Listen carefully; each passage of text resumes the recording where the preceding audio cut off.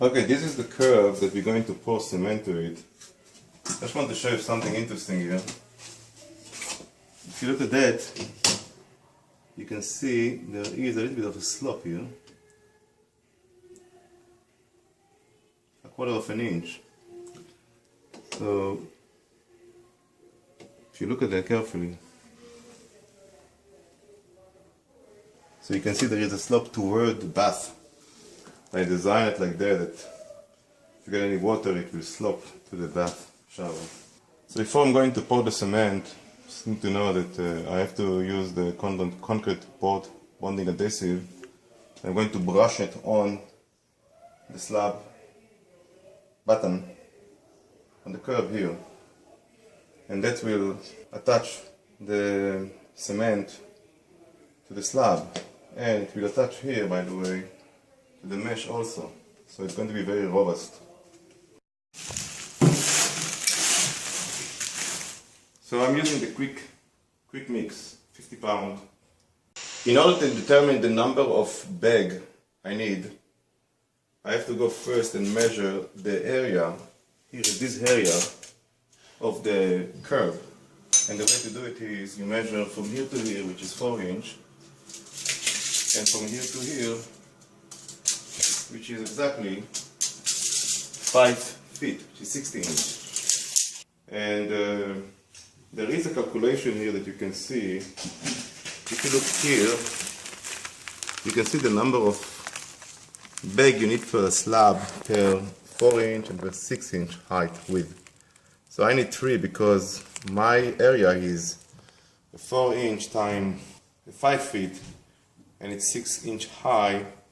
So it's give me almost 2 square feet. If you look at it, it's actually I need 3 bags.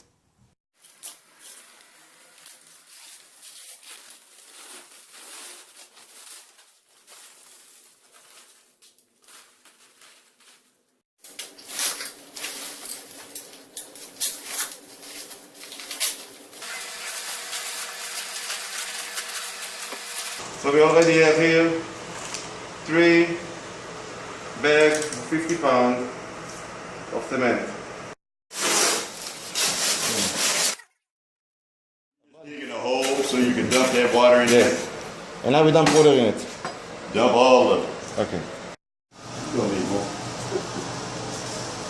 Okay, so now we're going to And then you take that hole and you mix it. and you mix it. Yeah. Slowly with this.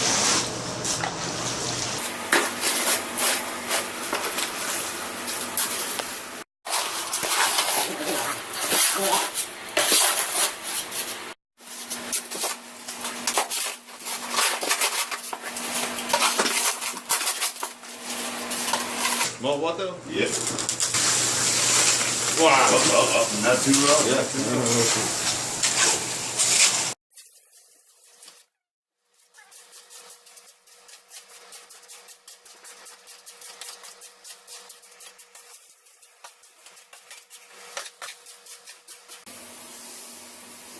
The bonding material instead of water.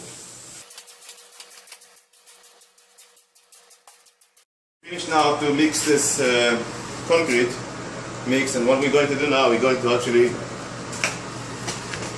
mix this paint the slab surface with this bonding adhesive. Look at this. I'm going to put it first. I'm going to put it below, under this stud here, to make it quick.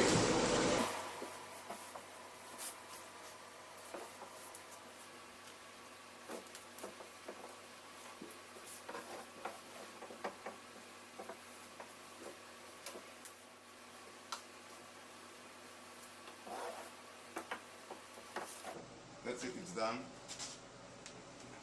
This should look like a, if you hold it like that, it should look like what is called like oatmeal when you cook it. So you have a little bit more water, but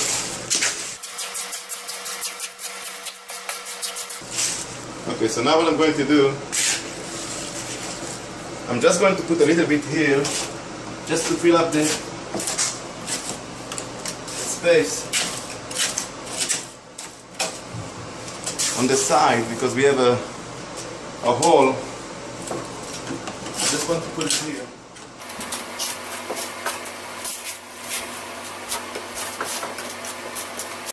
In two places. Also here.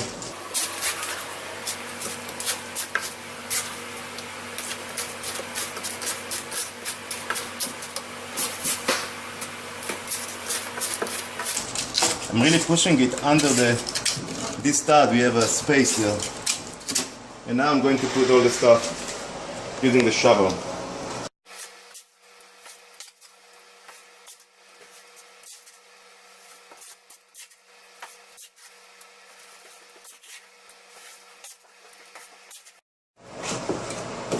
Just push it. I really have to go 2x4 to push it in.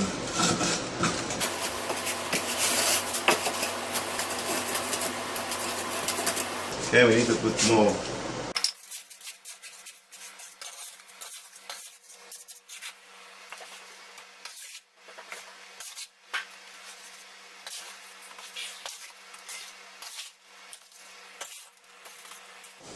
Now I'm going to push it in.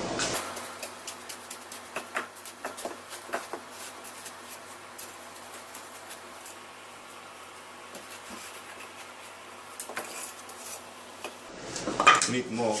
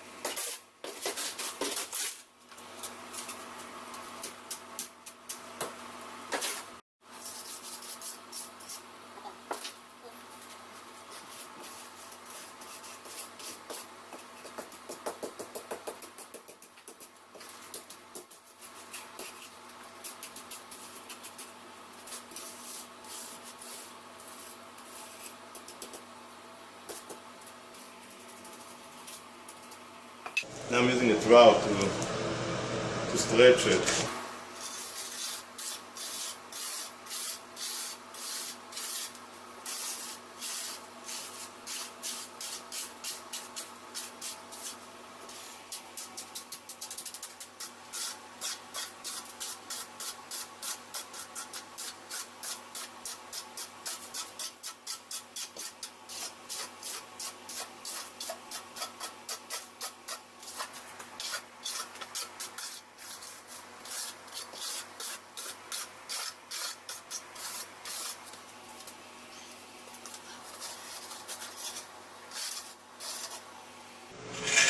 So remember, my intention is to get the slope here, so I'm just going to see if the slope is there.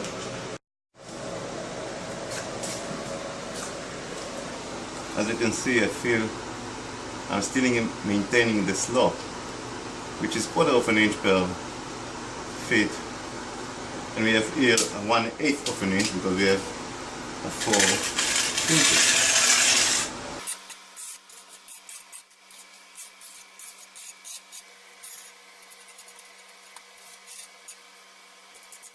If you need more cement, you can take it with a reminder and just put it wherever you need it.